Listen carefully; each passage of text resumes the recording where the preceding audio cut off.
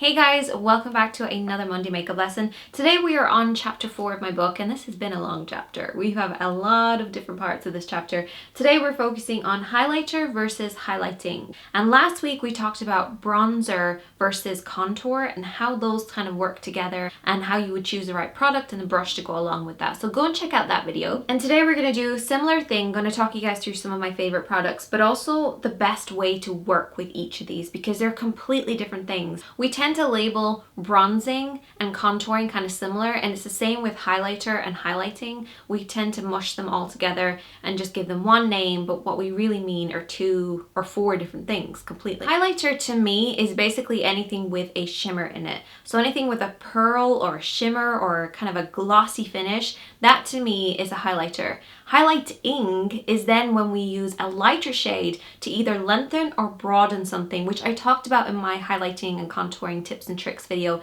a couple of weeks ago. The Mary Luminizer, which I have here, this can be used on the tops of the cheekbones, the cupid's bow, center of the nose, underneath the brows, a little bit on the corner of the eye even. It's not going to add balance to the face, it's not going to broaden something or lengthen something. All it does is draw attention to a certain area and give it that beautiful glossy glow. Whereas a matte powder that's a few shades lighter than your skin can do that. So for instance, this is the Blank Canvas Cosmetics white powder from their contour set number 1. Especially if you're pale like me, this is the shade that I use.